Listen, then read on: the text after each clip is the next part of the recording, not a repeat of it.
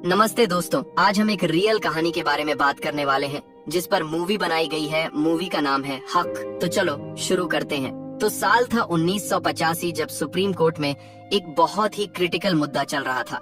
दरअसल साजिया बानो नाम की एक महिला थी जिसने ट्रिपल तलाक के खिलाफ जंग छेड़ दी थी। उसका कहना था कि वह अपने पति अब्बास खान से बहुत प्यार करती थी, बट दोनों के बीच बंद कमरे में लड़ाई हुई। फिर धीरे धीरे मोहल्ले की लड़ाई बनी, अब पूरे कौम की लड़ाई बन चुकी है। जी हाँ दोस्तों, साजिया बानो ने अपने ही पति के खिलाफ जंग छेड़ दी थी।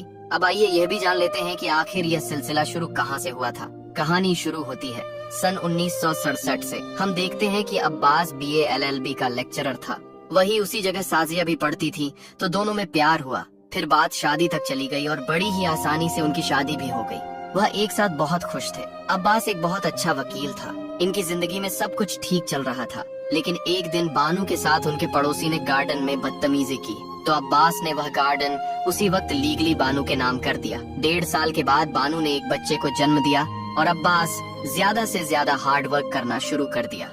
उसका घर आना भी कम हो गया था। वो बस बानू से फोन पर बात किया करता था। वो फिर से प्रेग्नेंट हो जाती है और तब उसे एक बेटी होती है, लेकिन अब उनका रिलेशन पहले जैसा नहीं रहता। मतलब अब्बास हमेशा अपने काम में बिजी रहता और वह बानो को ज्यादा टाइम नहीं दे पाता, जिसकी वजह से बानो भी काफी अपसेट थी। लेकिन वो हमेशा कोशिश करती कि उनका रिश्ता फिर से पहले जैसा हो जाए। लेकिन अब्बास अपने काम में कुछ ज्यादा ही बिजी था। जिसके बाद एक दिन पड़ोस वाला आदमी बानो को बातें सुनाने लगता है, क्योंकि बानो के बच्चे कुत्तों के साथ खेल रहे थे और उस आदमी का कहना था कि मुस्लिम धर्म में यह सब पाप है। अब ये सुनने के बाद बानो जब अब्बास को कॉल करती है तो अब्बास उसे कहता है कि वह बार बार उसे परेशान करना बंद कर दे।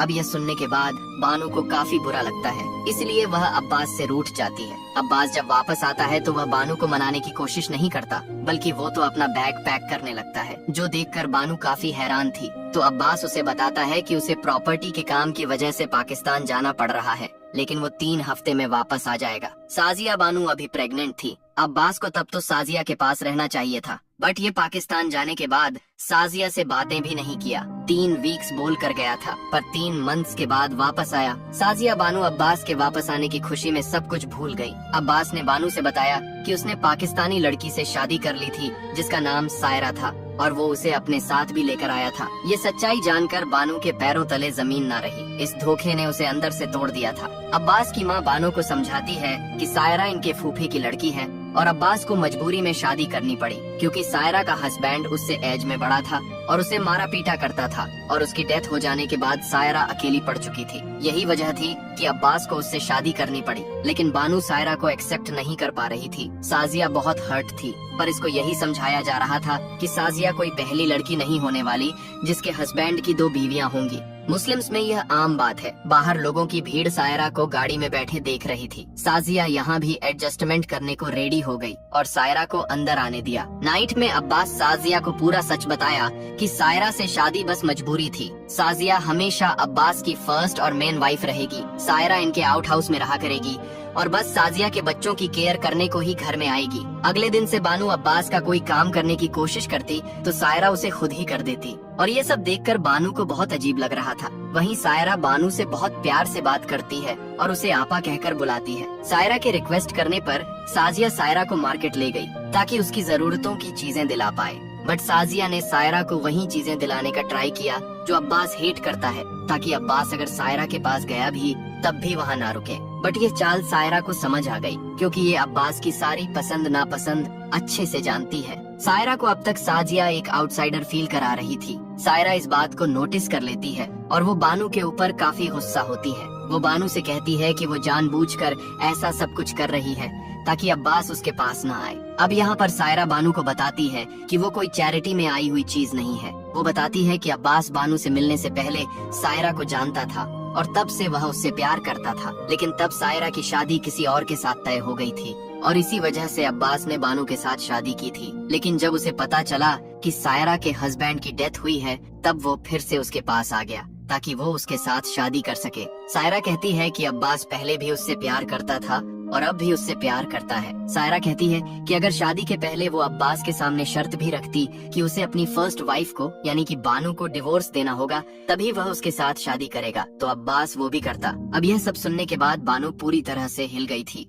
उसने कभी नहीं सोचा था कि अब्बास उससे इतना बड़ा झूठ बोलेगा। फिर नाइट में जब साजिया ने जवाब मांगने का ट्राई किया कि सायरा को इसकी प्राइवेट चीजों के बारे में भी पहले से कैसे पता है, क्या यह लोग पहले भी रिलेशन में थे, तो अब्बास साजिया से फाइट करके चुपचाप सोने को बोल दिया और खुद सायरा के रूम में चला गया। साजिया अब समझी कि इसके साथ कितना बड़ा धोखा हुआ है, अब्बास ने चीट किया है। नेक्स्ट डे से साजिया और इसके बच्चे एक साइड थे और दूसरी साइड अब्बास सायरा के साथ घूम रहा था। अब्बास ने धीरे धीरे साजिया तो छोड़ो अपने बच्चों से भी बातें करना बंद कर दिया था, पर साजिया तब भी एडजस्ट करती गई क्योंकि ये हमेशा अब्बास की फर्स्ट वाइफ रहेगी। वो तो अब्बास चेंज नहीं करेगा, दूसरी औरत तो सायरा को ही बोला जाएगा। ऐसे ही टाइम बीतता गया और अभी सायरा माँ बनने वाली थी, जबकि अब्बास के पास साजिया और उसके बच्चों के लिए एक दिन भी नहीं होता था। फिर अपनी एनिवर्सरी वाले दिन साजिया खुशी खुशी अब्बास से यह एक इवनिंग मांगने गई।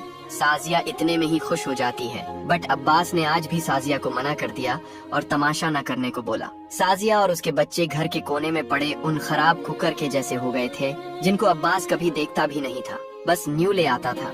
आज साजिया से बर्दाश्त नहीं हुआ, ये बच्चों को लेकर अपने पापा के घर रहने चली गई। अब्बास जब तक घर आया साजिया जा चुकी थी। ये बात सुनकर अब्बास बानो के ऊपर काफी गुस्सा होता है। अब ऐसे ही कुछ दिन बीत जाते हैं और अब्बास को बानो की माँ को कॉल आता है और वो उनसे कहता है कि वह बच्चों के खर्चे के लिए हर महीने 400 रुपए भेज देगा। फोन कट होने के बाद बानो उनकी माँ से पूछती है कि क्या अब्बास ने उसके बारे में कुछ पूछा, लेकिन अब्बास ने बानो के बारे में कुछ भी नहीं पूछा था, जिसकी वजह से बानो काफी अपसेट थी। तो वहीं बानो के पापा की बात करें तो उसके पापा मौलाना थे। बानो भी वहाँ पर सिलाई का काम करके कुछ पैसे कमाने लगी थी। अब ऐसे ही कुछ दिन बीत जाते हैं।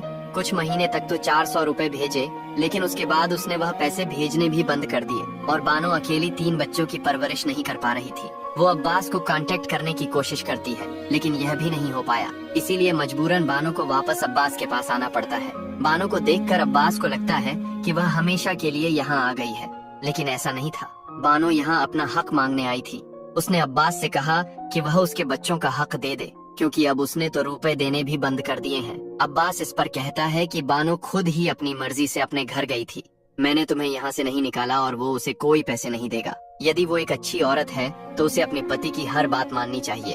बानो ने उससे कहा कि वो बच्चे जितने बानो के हैं उतने ही अब्बास के भी हैं। आखिर अकेली माँ उन 3 बच्चों की परवरिश कैसे करेगी, और मैं अपने बच्चों का हक लेकर रहूंगी। इतना कहकर गुस्से में बानो वहाँ से चली जाती है। उसके जाने के बाद सायरा भी अब्बास को समझाती है कि बस 400 रुपए की ही तो बात है, तुम उसे वो दे क्यों नहीं देते, वो इतना बड़ा लॉयर है, 400 रुपए अपने बच्चों के लिए दे देगा तो क्या होगा, आखिर वो बानो के साथ ऐसा क्यों कर रहा है। लेकिन अब्बास सायरा की बात भी नहीं सुनता, क्योंकि अब उसका ईगो हर्ट हो गया था और उसे बानो को सबक सिखाना था।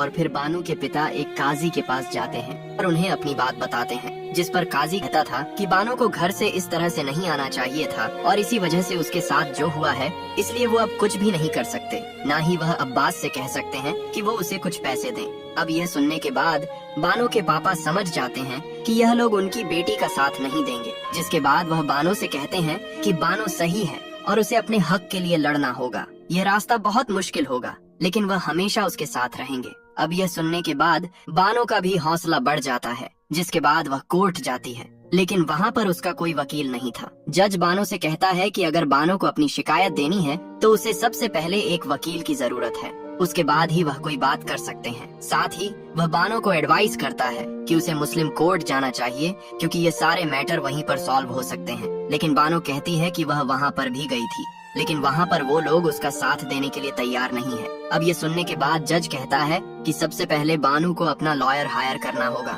अब तभी वहाँ पर बीना नाम की लॉयर थी, जो बानो से कहती है कि वो उसका केस ले लेगी। बानो को बस ये कहना होगा कि वो उसकी लॉयर है। बेला के साथ वहाँ पर फराज भी था और वह दोनों मिलकर बानो का केस लड़ने वाले थे। अब बानो के पास लॉयर था। सेक्शन 125 के तहत केस दर्ज हो जाता है। ये नोटिस अब्बास के पास पहुँचता है और यह देखकर अब्बास बहुत हैरान था कि बानो कभी ऐसा भी कर सकती है, और वह भी फैसला करता है कि वो इसका जवाब देगा। लेकिन सायरा उसे समझाती है कि वो ऐसा ना करे, पर अब्बास उसकी कोई बात नहीं सुनता। बानो एक मुस्लिम औरत होकर अपने पति पर केस किया था, इसलिए यह खबर सब जगह फैल गई और इसी बात से बानो पर उपकाजी नाराज थे कि उसे ऐसा नहीं करना चाहिए था। वो एक औरत है और उसे अपनी हद में रहना चाहिए था।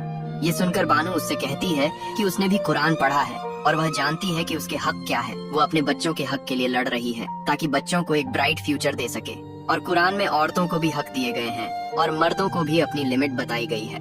लेकिन इस बारे में औरतों को नहीं बताया जाता ताकि वो चुप रहकर सब कुछ सहती रहे। और फिर अब्बास के घर वाले बानो को अपने पास बुलाते हैं। अब्बास की माँ भी उसे समझाती है कि बानो को इस तरह से कोर्ट नहीं जाना चाहिए था। यह हमारे घर की बात थी और यह मसला यहीं पर हल हो सकता था। लेकिन बानो के पास दूसरा और कोई रास्ता बचा ही नहीं था। कुछ देर के बाद अब्बास भी वहाँ पर आ जाता है। वो मुस्कुराते हुए बानो से कहता है कि उसने जो किया तो किया, लेकिन अब वो उसका जवाब देगा। ये कहते हुए बानो को 3 बार तलाक देता है, वो भी एक ही सांस में। और साथ ही साथ उनके मेहर की जो 2000 रकम थी वह भी वो बानो को दे देता है। बानो यह सब देखकर हैरान थी, क्योंकि उसने कभी नहीं सोचा था कि उसका यह पति एक झटके में रिश्ता खत्म कर देगा। हालांकि अब्बास को ऐसा करने से उसकी माँ सायरा और बहन सब लोग रोक रहे थे, लेकिन अब्बास किसी की भी बात नहीं सुनता और वह बानो को डिवोर्स दे देता है, जिससे बानो पूरी तरह से टूट गई थी। जिसके बाद अब्बास कहता है कि बानो सेक्शन 125 तब तक उसके ऊपर केस कर सकती थी जब तक वो उसकी वाइफ है, लेकिन अब वो बानो को डिवोर्स दे चुका है और मेहर की रकम भी दे चुका है और अब बानो की जिम्मेदारी उसके ऊपर नहीं है। जो सुनने के बाद बानो पूरी तरह से हिल गई थी। तो वहीं जब बीना को इसके बारे में पता चलता है तो वो बानो से मिलने आती है, जहाँ पर बानो उसे बताती है कि किस तरह से अब्बास ने उसे गलत तरीके से डिवोर्स दिया है। मतलब कुरान में लिखा गया है कि डिवोर्स ऐसे देने से पहले उन्हें 3 महीने का टाइम देना होता है, जिसके बाद दोनों परिवार वाले मिलकर बात करते हैं और इसका तलाक ना हो इसके लिए कोशिश करते हैं। लेकिन उसके बाद भी अगर हस्बैंड और वाइफ तलाक लेना चाहते हैं तो सबके सामने तलाक दिया जाता है। लेकिन अब्बास ने ऐसा कुछ भी नहीं किया, जो सुनकर बेला कहती है अगर ऐसा है तो बानो को चिंता करने की जरूरत ही नहीं है, क्योंकि अगर अब्बास ने उसे सही तरीके से डिवोर्स ही नहीं दिया इसका मतलब उनका डिवोर्स ही नहीं हुआ और वो अभी भी अब्बास की वाइफ है और उसे खर्चे के पैसे देने होंगे। अब ये सुनने के बाद बानो को फिर से एक उम्मीद मिलती है, जिसके बाद फिर से उनका केस शुरू हो जाता है। अब इनका हाई कोर्ट में चलता है, जहां अब्बास का कहना था कि वह बानो को तलाक दे चुका है और उस पर बानो के बच्चों की कोई जिम्मेदारी नहीं है। बानो ने कोर्ट में कहा कि कुरान में लिखा गया है कि तलाक देने से पहले पति को पत्नी को पहले बताना चाहिए और आपस में 2 परिवार को बात करना चाहिए। साथ ही उसे दूसरी शादी करने से पहले भी अपनी पहली बीवी को बताना चाहिए था, लेकिन अब्बास ने ऐसा कुछ भी नहीं किया। बानो की सारी बातें सुनकर अब्बास खामोश हो जाता है। उसके खिलाफ बोलने के लिए अब्बास के पास कुछ भी नहीं था। वहीं बेला बताती है कि कुछ साल पहले तायरा नाम की लड़की का भी तलाक हुआ था। उसके पति को तायरा को लाइफ टाइम मेंटेनेंस देना होगा और यह बात उसने मानी भी थी और उसी तरह अब्बास को भी बानो को पैसे देने होंगे। और फिर जज फैसला करते हैं कि अब्बास को बानो को 122 रुपए हर महीने देने होंगे। ये जानती हो कि पैसे काफी कम थे, लेकिन बानो इसके लिए तैयार थी, क्योंकि उसने अपने हक के लिए लड़ाई की थी और वो यह केस जीत चुकी थी। और यहाँ हमें पता चलता है कि अब्बास जानबूझकर खामोश हो गया था ताकि यह केस सुप्रीम कोर्ट तक जाए, क्योंकि जो लड़की सायरा थी उसके मेंटेनेंस के पैसे का फैसला सुप्रीम कोर्ट में दिया गया था और अब्बास इस फैसले को चैलेंज करना चाहता था। और अब्बास ये केस जानबूझकर हार गया था, क्योंकि जो केस जीत गया है वह सुप्रीम कोर्ट में केस अपील नहीं कर सकता और अब्बास हार गया था और अब वो सुप्रीम कोर्ट में अपील कर सकता है। बेला ने अब्बास से कहा कि वह केस लड़ने के लिए तैयार है। वहाँ बानो जो सिलाई का काम करती थी, अब लोग उसके पास काम भी नहीं करवाते, क्योंकि लोगों का मानना था कि जो बानो कर रही है वो सरासर गलत है, वो अपने मजहब के खिलाफ जा रही है। इसलिए लोग उसके घर पर हमला करते हैं और बानो का यहाँ रहना बहुत ज्यादा मुश्किल हो गया था। अब वो अपने परिवार को और ज्यादा खतरे में नहीं डालना चाहती थी। इसलिए उसे याद आता है कि अब्बास ने बगीचे वाली जमीन उसके नाम की थी, जहाँ पर उनका आउट हाउस था। इसलिए बानो अपने बच्चों के साथ वहाँ पर चली जाती है। अब्बास उसे रोकने की कोशिश करता है, लेकिन अब वो कुछ भी नहीं कर सकता था, क्योंकि उसने खुद ही ये जमीन बानो के नाम की थी। इसलिए बानो अपने बच्चों के साथ वहाँ पर शिफ्ट हो जाती है और अब्बास भी इसके लिए कुछ नहीं कर सकता था, क्योंकि उसने खुद ही वह जमीन बानो के नाम की थी।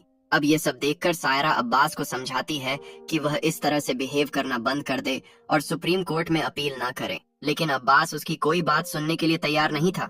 जिसके बाद सायरा बानो के पास जाती है और उसे कहती है कि आखिर वो ये सब क्यों कर रही है। जिस पर बानो कहती है कि जब सायरा शादी करके यहाँ पर आई थी तो बानो ने उसे एक्सेप्ट कर लिया था, लेकिन जब सायरा ने देखा कि बानो उसकी रिस्पेक्ट नहीं करती तो उसने अब्बास का सारा सच बानो के सामने बता दिया, ये जानते हुए भी कि जब अब्बास का सच बानो के सामने आएगा तो उनके बीच झगड़ा होगा।